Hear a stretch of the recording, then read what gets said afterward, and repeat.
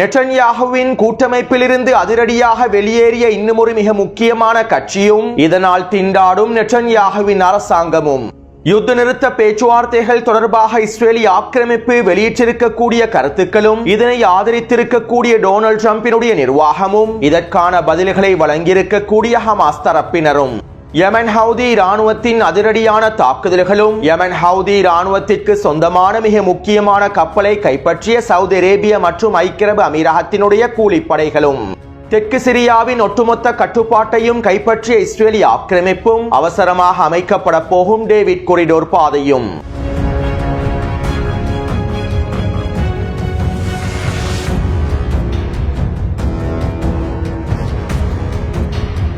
நேற்று மாலை இஸ்ரேலிய ஆக்கிரமிப்பு சிரியாவினுடைய டமஸ்கஸ் பிரதேசத்தை இலக்கு வைத்து 2 வான்வழி தாக்குதல்களை மேற்கொண்டதும் தெற்கு சிரியாவின் சுவைதா சுற்றுப்புற வட்டாரத்தில் களமிறங்கியிருந்த எஸ்டிஎஸ் படைப்பிரிவுகளும் பெடோயின் அரபு பழங்குடி படைகளும் பின்வாங்குவதற்கு ஆரம்பித்தன.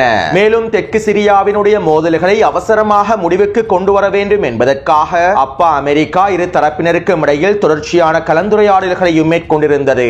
அவசரமாக இஸ்ரேலிய இராணுவம் வான்வழி தாக்குதல்களை நிறுத்த வேண்டும் என்றும் சிரியாவின் எஸ்டிஎஸ் படைகளை இலக்கு வைத்து தாக்குதல்களை மேற்கொள்ளக் கூடாது என்றும் சிரியாவினுடைய எஸ்டிஎஸ் படைகள் அவசரமாக சுவைதா பிரதேசத்திலிருந்து வெளியேறிவிட வேண்டும் என்றும் குறித்த மோதலை முடிவுக்கு கொண்டு வந்து அமைதியை ஏற்படுத்த வேண்டும் என்றும் அமெரிக்கா எல்லாவிதமான முயற்சிகளையும் மேற்கொண்டது. இதற்கமைவாக அமெரிக்காவினுடைய வெளியுறவுத்துறை அமைச்சர் மார்க்கோ ரூபியோ இவ்வாறு தெரிவித்தார். தெற்கு சிரியாவிலே நடைபெற்று வரக்கூடிய மோதல்கள் தொடர்பாக நாங்கள் அதிகம் கவனம் செலுத்தியுள்ளோம். சம்பந்தப்பட்ட அனைத்து தரப்பினரோடும் பேச்சுவார்த்தைகளை மேற்கொண்டு அமைதியை ஏற்படுத்துவதற்கு எல்லாவிதமான வேலை திட்டங்களையும் மேற்கொண்டு வருகின்றோம். மேலும் இந்த மோதலுக்கு முற்றுப்புள்ளி வைப்பதற்கு அனைத்து தரப்பினரும் ஒப்புக்கொண்டுள்ளார்கள். இதனால் அவசரமாக குறித்த பிரதேசத்திலே அமைதி நிலைநாட்டப்படும் என்றும் அமெரிக்காவினுடைய வெளியுறவுத்துறை அமைச்சர் மார்க்கோ ரூபியோ தெரிவித்தார். அத்தோடு மச்சான் அர்துகானும் டொனால்ட் ட்ரம்போடும் டொனால்ட் ட்ரம்பினுடைய நிர்வாகத்தோடும் கலந்துரையாடல்களை மேற்கொண்டிருந்தார். துருக்கிக்கான அமெரிக்க தூதரை பயன்படுத்திய இந்த கலந்துரையாடல்கள் அவசரமாக மேற்கொள்ளப்பட்டிருந்தன. அதே போன்று தம்பி ஜூலானி சுவைதா பிரதேசத்திலிருந்து அனைத்து எஸ்டிஎஸ் படைகளையும் முழுமையாக வெளியேற்றுவதற்கும் சம்மதத்தினை வழங்கியிருந்தார். ஏற்கனவே சுவேதா பிரதேசத்தில் களமிறக்கப்பட்ட எஸ்டிஎஸ் படைகள் முழுமையாக பின்வாங்க வேண்டும் என ஜூலானியினுடைய உத்தரவுக்கு அமைவாக சிரியாவின் உள்துறை அமைச்சகமும் பல்வேறுபட்ட அறிக்கைகளையும் வெளியிட்டிருந்தது. இருப்பினும் அதிகளவான படைகள் குறித்த பிரதேசத்திலிருந்து பின்வாங்கவில்லை. இவ்வாறு சுவேதா பிரதேசத்திலிருந்து இதற்கு பிறகும் பின்வாங்காமல் இருந்தால் தாக்குதல்களும் மோதல்களும் தொடர்ந்தால் நிலைமையானது சிக்கலாகிவிடும் என்பதற்காக தம்பி ஜூலானி அனைத்து படைப்பிரிவுகளையும் முழுமையாக வெளியேறுமாறு உத்தரவிட்டார். அதே போன்று அண்ணன் நெட்டன்யாகுவும் டமஸ்கஸ் மீதான வான்வழி தாக்குதல்களை நிறுத்தினார். அமெரிக்காவினுடைய வழிகாட்டுதலுக்கு அமைவாக சிரியா மீதான தாக்குதல்களை நிறுத்தினார். இவ்வாறு அண்ணன் நெட்டன்யாகு சிரியா மீதான தாக்குதல்களை நிறுத்தியதும் நெட்டன்யாகுவின் வளர்ப்பு பிள்ளைகளான ட்ரூஸ் இனத்தவர்களுடைய தலைவர்கள் நெட்டன்யாகு மீதான கோபத்தையும் வெளிப்படுத்தினார்கள். எஸ்டிஎஸ் படைகளுக்கு எதிரான தாக்குதல்கள் நிறுத்தப்படக்கூடாது, டமஸ்கஸ் மீதான தாக்குதல்கள் தொடர வேண்டும், இந்த தாக்குதல்களை நாங்கள் விரிவாக்கி அடுத்த கட்டத்தை நோக்கி நகர்த்த வேண்டும் என ட்ரூஸ் இனத்தவர்களுடைய தலைவர்களும் நெட்டன்யாகுவுக்கு கோரிக்கை விடுத்தார்கள். அதே நேரம் தம்பி ஜூலானியின் எஸ்டிஎஸ் படைகள் பின்வாங்கி விட்டதனால் இதற்கு பிறகு எந்த விதமான சிக்கலும் ஏற்படாது, சுவைதா பிரதேசத்தினுடைய ஒட்டுமொத்த கட்டுப்பாட்டையும் நீங்கள் எடுத்துக் கொள்ளுங்கள் என அண்ணன் நெட்டன்யாகு ட்ரூஸ் இன தலைவர்களுக்கு தெரிவித்தார். இதைத் தொடர்ந்து ட்ரூஸ் இன தலைவர்களும் யுத்த நிறுத்தத்திற்கு சம்மதத்தினை வழங்கினார்கள். எனவே இதற்கமைவாக நேற்றிரவு 10 மணி அளவில் இந்த குடும்ப சண்டையானது முடிவுக்கு வந்தது. அத்தோடு இந்த குடும்ப சண்டை தொடர்பாக தம்பி ஜூலானி விசேட உரையொன்றையும் வெளியிட்டிருந்தார். அமெரிக்கா, அரபு மற்றும் துருக்கியினுடைய மத்தியஸ்த நடவடிக்கைகளின் மூலமாகவே தற்போது இந்த அமைதி ஏற்படுத்தப்பட்டுள்ளது.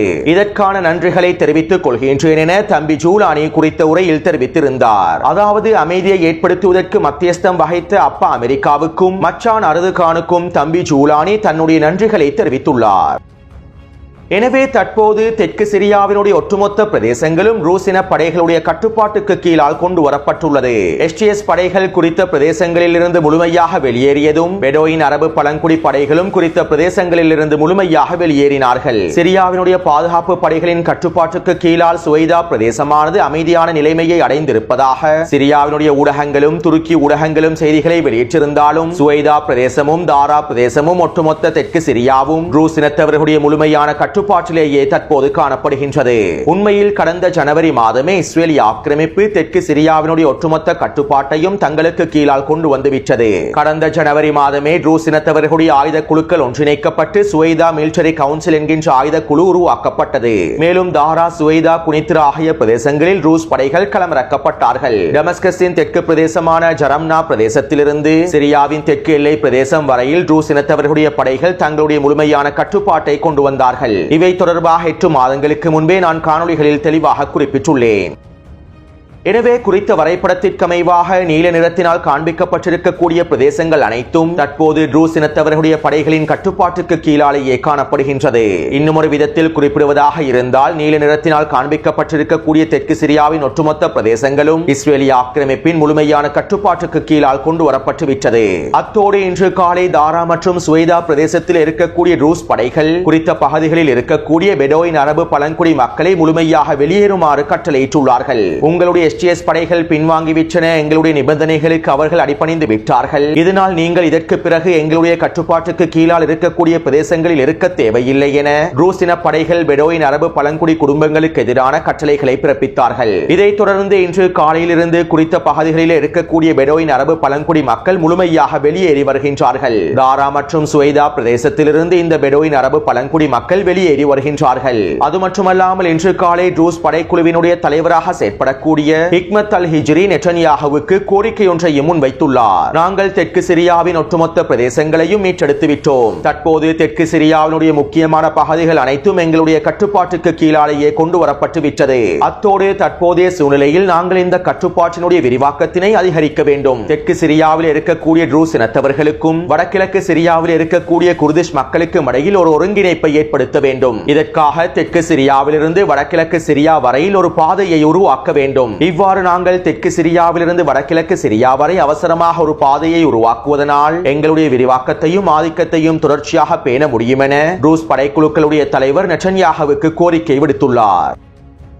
அதாவது தெற்கு சிரியாவினுடைய சுவைதா பிரதேசத்திலிருந்து வடகிழக்கு சிரியாவினுடைய பிரதேசங்களை இணைக்கக்கூடிய பாதையையே டேவிட் கொரிடோர் பாதை என்று அழைப்பார்கள். நேற்றைய காணொளியிலும் டேவிட் கொரிடோர் பாதை தொடர்பான தகவல்களை குறிப்பிட்டிருந்தேன். இந்த டேவிட் கொரிடோர் பாதையை அமைப்பதற்காகவே இஸ்ரேலிய ஆக்கிரமிப்பு ட்ரூஸ் இனத்தவர்களுக்கும் வடகிழக்கு சிரியாவில் இருக்கக்கூடிய குர்திஷ் மக்களுக்கும் முழுமையான ஆதரவை வழங்குகின்றது என்பதனையும் தெளிவாக குறிப்பிட்டிருந்தேன். இஸ்ரேலிய ஆக்கிரமிப்பின் கிரேட் இஸ்ரேல் திட்டத்தினுடைய மிக முக்கியமான புள்ளியாகவே இந்த டேவிட் கொரிடோர் பாதை காணப்படுகின்றது. எனவே தற்போது ட்ரூஸ் இனத்தவர்களுடைய தலைவரே தற்போது இந்த டேவிட் கொரிடோர் பாதையை அவசரமாக அமைக்க வேண்டும் என்கின்ற கோரிக்கைகளை நெட்டன்யாஹுவிடம் முன்வைத்துள்ளார். அத்தோடு இதற்கான வேலை திட்டங்களை ஆரம்பிப்பதாக நெட்டன்யாஹுவும் இஸ்ரேலிய ஆக்கிரமிப்பின் பாதுகாப்பு அமைச்சரும் ட்ரூஸ் இன தலைவர்களுக்கு உறுதி அளித்திருப்பதாகவும் இஸ்ரேலிய ஆக்கிரமிப்பு ஊடகங்கள் செய்திகளை வெளியிட்டுள்ளன.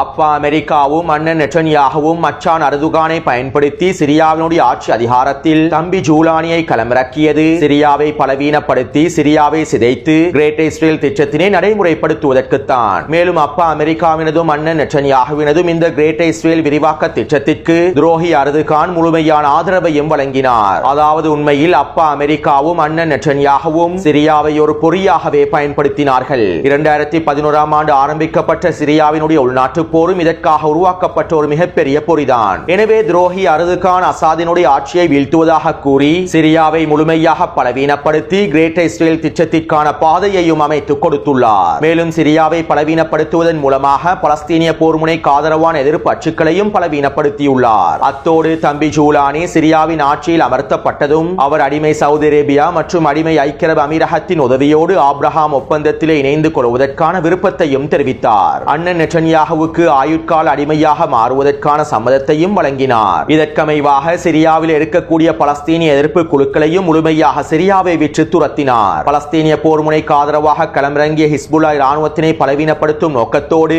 ஹிஸ்புல்லாஹ் இராணுவத்திற்கான ஆயுத பரிமாற்றங்களையும் முழுமையாக தடுத்து நிறுத்தினார். அது மட்டுமல்லாமல் இஸ்ரேலுக்கும் எங்களுக்கும் இருக்கக்கூடிய மிக முக்கியமான எதிரி ஈரான் தான் என்றும் அறிவித்தார். அதே போன்று இனி வரக்கூடிய காலங்களில் லெபனானையும் ஈராக்கையும் சிதைப்பதற்கான வேலை திட்டங்களை மேற்கொள்வதற்கும் தம்பி ஜூலா ஜூலானி முழுமையான சம்மதத்தையும் தெரிவித்திருந்தார். சிரியாவை ஒரு ப்ராக்சியாக பயன்படுத்துவதற்கும் அவர் சம்மதத்தினை வழங்கியிருந்தார். இதற்கு ஈடாகத்தான் சர்வதேச பயங்கரவாத பட்டியலில் இருந்து அவருடைய பெயர் நீக்கப்பட்டது. சிரியா மீதான பொருளாதார தடைகள் நீக்கப்பட்டன.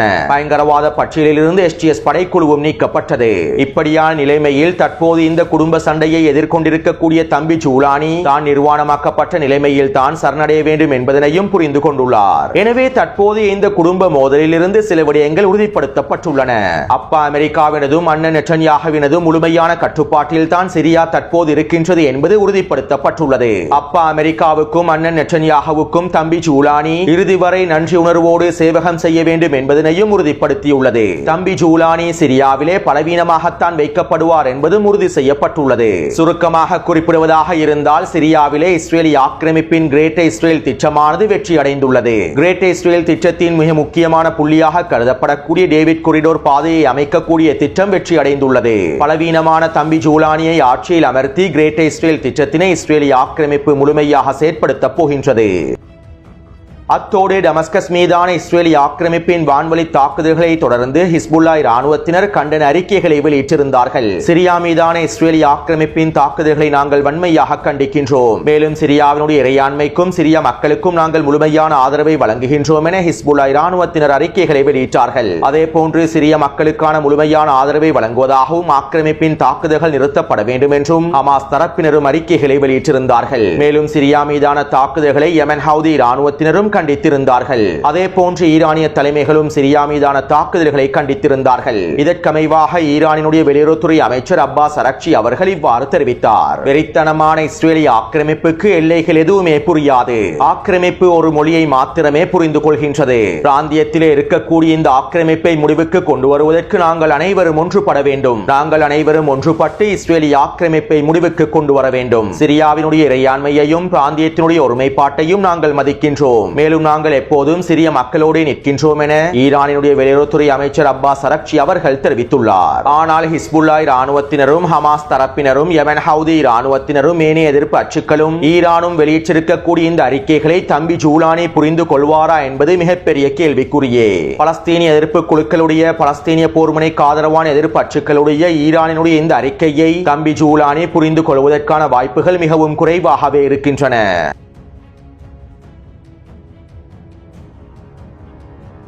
நேற்றிரவு யமன் ஹவுதி இராணுவத்தினர் இஸ்ரேலி ஆக்கிரமிப்பின் டெல் அவீவ் பிரதேசத்தை இலக்கு வைத்து ஜுல்ஃபிகார் ஏவுகணை தாக்குதல்களை மேற்கொண்டிருந்தார்கள். டெல் அவீவினுடைய பென் குரியன் விமான நிலையத்தினை இலக்கு வைத்து இந்த தாக்குதல்கள் மேற்கொள்ளப்பட்டிருந்தன.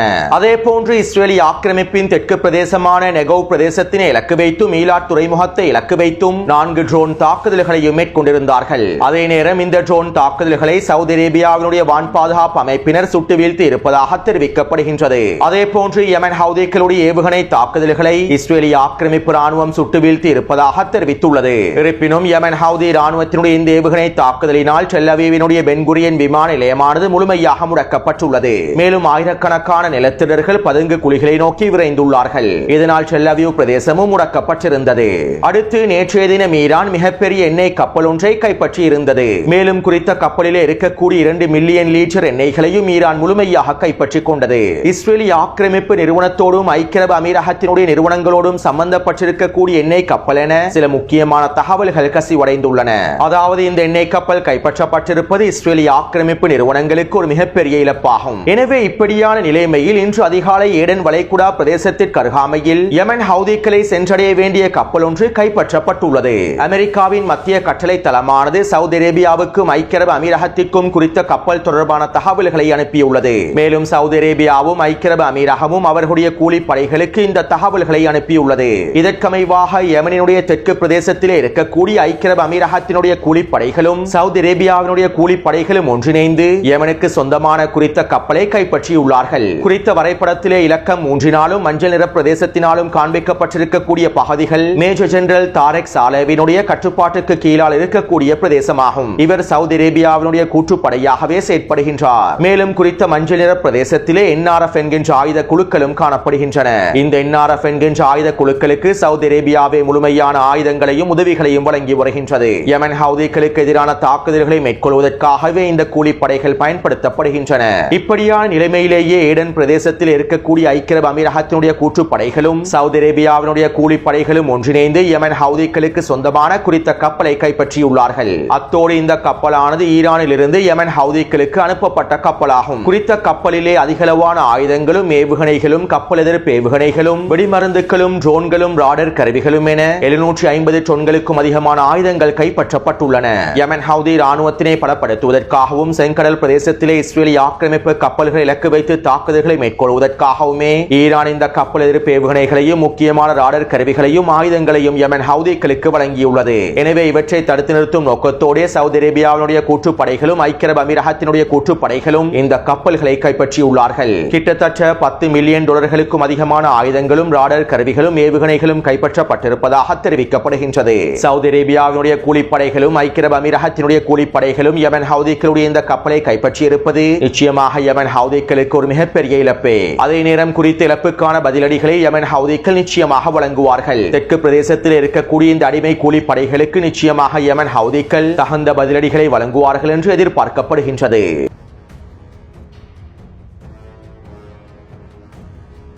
நேற்றைக்கு முன்தினம் நெட்டன்யாகுவின் கட்சியிலிருந்து ஹரேடி யூதர்களுடைய கட்சியை சேர்ந்த 4 பாராளுமன்ற உறுப்பினர்கள் வெளியேறியிருந்தார்கள். தங்களுடைய பதவிகளை முழுமையாக ராஜினாமா செய்திருந்தார்கள். இதனால் நெட்டன்யாகுவின் லிக்குட் கூட்டணியினுடைய ஆசனங்கள் 60 குறைந்தன.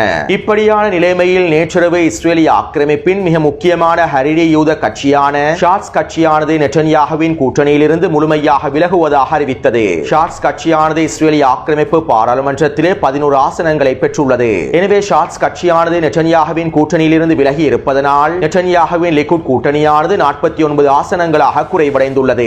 அதே நேரம் நெட்டன்யாகுவின் அரசாங்கத்திலிருந்து வெளியேறிய ஷாட்ஸ் கட்சியானது இஸ்ரேலிய ஆக்கிரமிப்பின் எதிர்க்கட்சியிலும் இணையவில்லை. அதாவது ஷாட்ஸ் கட்சியானது நெட்டன்யாகுவின் அரசாங்கத்தை தற்போது வீழ்த்துவதற்கு தயாராகவில்லை. ஷாட்ஸ் கட்சியினுடைய 11 ஆசனங்களும் இஸ்ரேலிய ஆக்கிரமிப்பின் எதிர்க்கட்சியில் இணைந்தால் மாத்திரமே நெட்டன்யாகுவின் அரசாங்கம் முழுமையாக வீழ்த்தப்படும். எனவே இதனால் தற்போது ஷாட்ஸ் கட்சியினர் வருகின்ற ஜூலை 27ஆம் தேதி வரையில் நெட்டன்யாகுவுக்கு கால அவகாசத்தை வழங்கியுள்ளார்கள். வருகின்ற ஜூலை 27ஆம் தேதியோடு இஸ்ரேலிய ஆக்கிரமிப்பு பாராளுமன்றத்தின் 3 மாத கால இடைவெளி நிறைவடைகின்றது. இதற்கு முன்பு நெட்டன்யாகு இராணுவத்திலே ஹரேடி யூதர்கள் இணைந்து கொள்வதற்காக உருவாக்கப்பட்ட சட்ட வரைபை முழுமையாக நீக்கிவிட வேண்டும் என்றும் ஷாட்ஸ் கட்சியினர் கோரிக்கை விடுத்துள்ளார்கள். எனவே தற்போது நெட்டன்யாகுவின் அரசாங்கம் திண்டாடி வருகின்றது.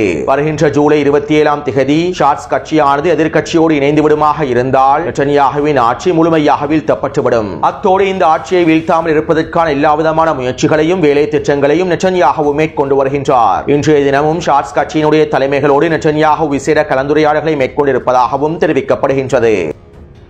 அடுத்து காசாவின் யுத்த நிறுத்த பேச்சுவார்த்தைகள் தொடர்பாக சில தகவல்கள் வெளியாகியுள்ளன. அதாவது இஸ்ரேலிய ஆக்கிரமிப்பு ராணுவம் ரஃபா பிரதேசத்திற்கும் கான்யூனிஸுக்கும் இடைப்பட்ட பிரதேசமான மொராகச்சு பிரதேசத்திலிருந்து முழுமையாக வெளியேறுவதற்கு சம்மதத்தினை வழங்கியுள்ளது. அதே நேரம் ரஃபா பிரதேசத்திலிருந்து முழுமையாக வெளியேற முடியாது என்றும் இஸ்ரேலிய ஆக்கிரமிப்பு தெரிவித்துள்ளது. நாங்கள் மொராகச்சு பிரதேசத்திலிருந்து மாத்திரமே தற்போது வெளியேறுவோம் என்றும் தெரிவித்துள்ளது.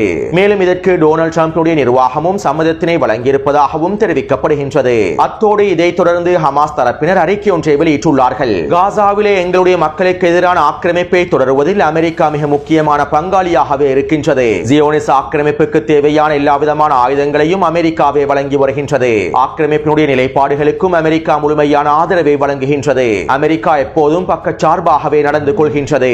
மேலும் காசாவிலிருந்து ஆக்கிரமிப்பு முழுமையாக வெளியேற வேண்டும். காசாவினுடைய ஒரு சிறிய பிரதேசத்திலும் கூட இஸ்ரேலிய ஆக்கிரமிப்பு ராணுவம் நிலைத்திருக்க கூடாது. இவ்வாறு காசாவிலிருந்து முழுமையாக வெளியேறினால் மாத்திரமே எங்களுடைய பலஸ்தீனிய மக்களின் உரிமைகளை மீட்டெடுக்க முடியும் என ஹமாஸ் தரப்பினர் குறித்த அறிக்கையில் தெரிவித்துள்ளார்கள். அடுத்து பலஸ்தீனிய போராளிகள் தொடர்ச்சியான வீரியமான தாக்குதல்களை மேற்கொண்டு வருகின்றார்கள். இதற்கமைவாக அல்-கஸ்ஸாம் படையினர் கான் யூனிஸினுடைய வடக்கு பிரதேசத்திலே ஷவாஸ் வெடிகுண்டை பயன்படுத்தி 2 புல்டோசர் வண்டிகளை வெடிக்கச் செய்துள்ளார்கள். மேலும் இவர்களை மீட்பதற்காக வருகை தந்த 10க்கும் அதிகமான சிப்பாய்களை சுற்றி வளைத்து டிபிஜி ஏவுகணை தாக்குதல்களையும் மேற்கொண்டுள்ளார்கள். அதே போன்று கான் யூனிஸினுடைய கிழக்கு பிரதேசத்திலே அல் குதுஸ் படையினர் ஒரு மெர்காவா போர்த்தங்கி வாகனத்தை யாசின் ஏவுகணை மூலமாக அளித்துள்ளார்கள். மேலும் குறித்த பிரதேசத்திலே 2 வீடுகளுக்குள் பதுங்கியிருக்கக்கூடிய சிப்பாய்களை சுற்றி வளைத்து தாக்குதல்களை மேற்கொண்டுள்ளார்கள். அதேபோன்று அல்கசாம் படையினர் கான்யூனிஸினுடைய தெற்கு பிரதேசமான நஜார் பிரதேசத்திலே 2 ட்ரூப்ஸ் கேரியர் வாகனங்களை வெடிக்கச் செய்துள்ளார்கள். எனவே கடந்த 24 மணித்தியாலங்களுக்குள் கிடைக்கப்பட்டிருக்கக்கூடிய தகவல்களுக்கு அமைவாக 2 புல்டோசர் வண்டிகளும் 2 ட்ரூப்ஸ் கேரியர் வாகனங்களும் ஒரு மெர்காவா போர்த்தங்கி வாகனமும் அளிக்கப்பட்டுள்ளன.